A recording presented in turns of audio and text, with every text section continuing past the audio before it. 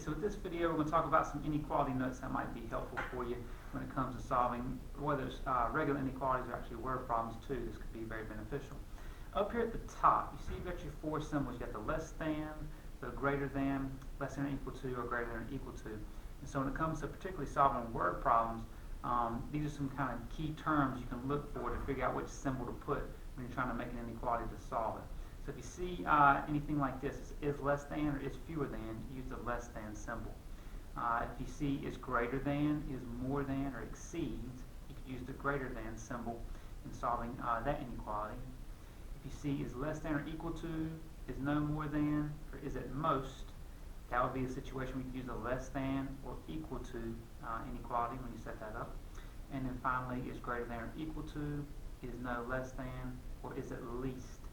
Use greater than or equal to symbol if it came to solving that inequality. So that might be beneficial for you when you have to set up some word problems.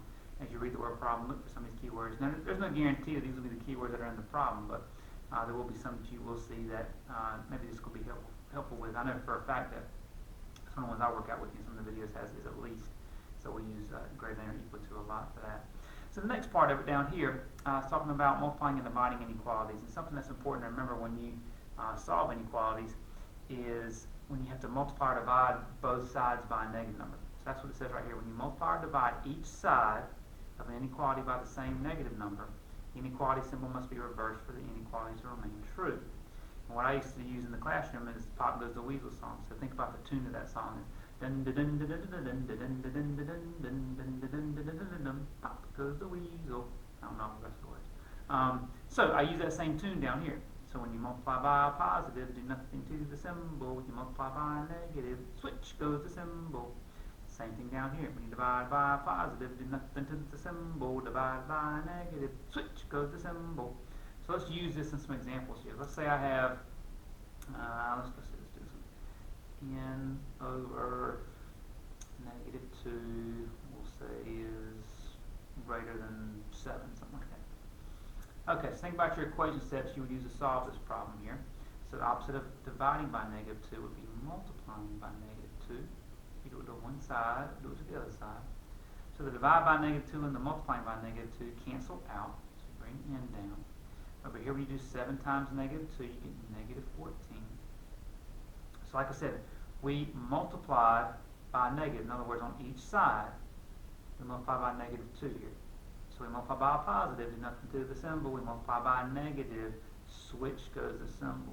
So rather than having the greater than sign, we have the less than sign in our answer down here. So it says any number that is less than negative 14 would make this inequality true. So think of a number, if you want to check yourself to make sure you put that in the right scenario, think of any number less than negative 14. I'm going to use negative 16. So if I plug negative 16 back in here, I did negative 16 divided by negative 2. Remember, negative divided by negative is positive. And that's basically 16 divided by 2, which gives you 8.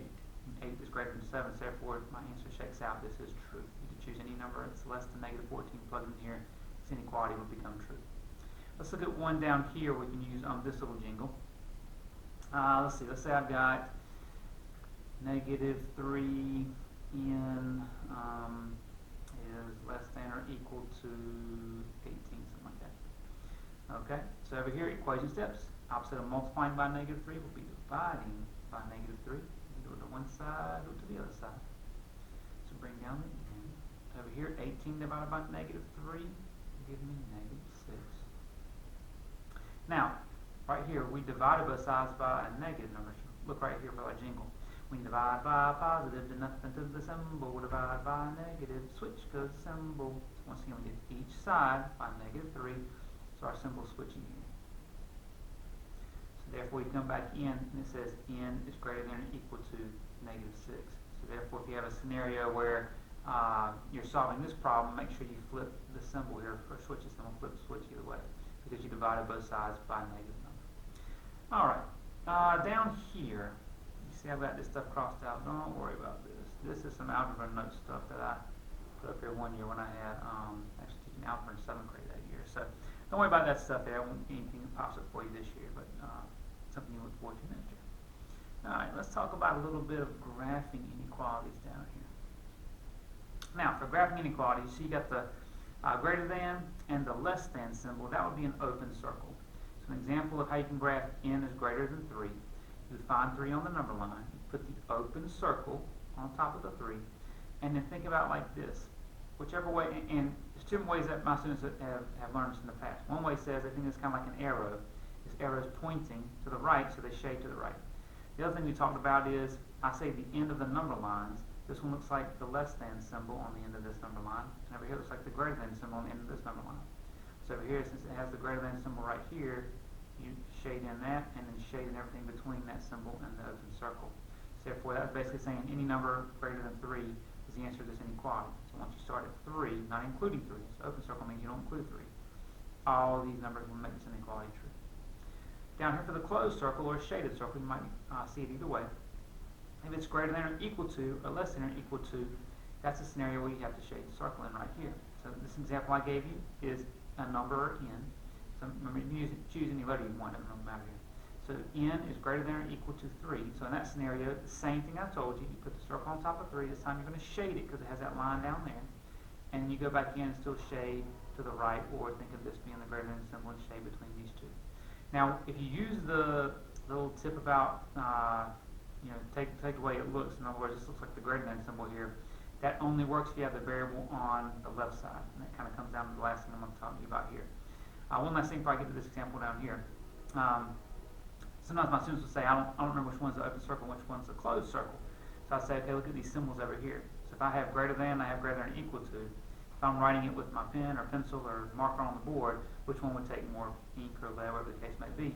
They'd say, okay, this one takes more. I'd say, okay, therefore you're going to use this more. You're going to use this circle that has more of the ink or the lead or marker in it. Same thing for less than and less than or equal to. If you write less than and you write less than or equal to, this one down here would take more ink or lead or marker.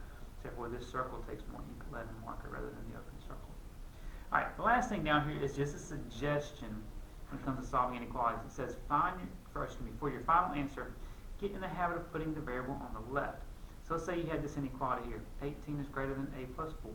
Just think about equation steps, so solve it the same way. So minus 4 here to get rid of that plus 4, minus 4 here. So you bring down the a, bring down the symbol, and then 18 minus 4 is 14. And so to get the variable on the left side, you just put a here, put 14 here. But notice how the mouth is trying to open up to the 14, trying to eat the 14. Make sure it's still down here trying to eat the 14. So you couldn't just put the a here, the 14 here, and just drop it down.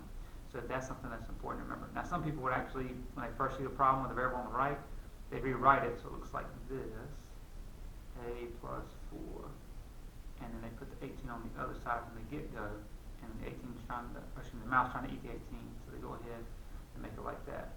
So then if they solve it, minus 4, all the steps are the same, and here you still get 14. So either way, you get a is less than 14. Now, like I said, that's not required to put the variable on the left, but it's helpful if you have to graph them. Because I told you up here, if you're trying to use the shortcut I showed you where you just basically take what the symbol looks like, shade in that piece, and then color it in, that works as long as the variable's on the left. If you have the variable on the right side, that wouldn't work. So just something to think about there. So anytime you want to use the shortcut for the graphing, where you just take the symbol, shade it in on the number line, and then go ahead and color in for the rest of it. You could do that as long as the variable is on the left, but it will not work if the variable is on the right side. Just something to think about. All right, that includes some pre-algebra action notes. This is everybody's inequality notes. So hopefully this will be beneficial when you go to solve some of these inequalities and work problems. See you.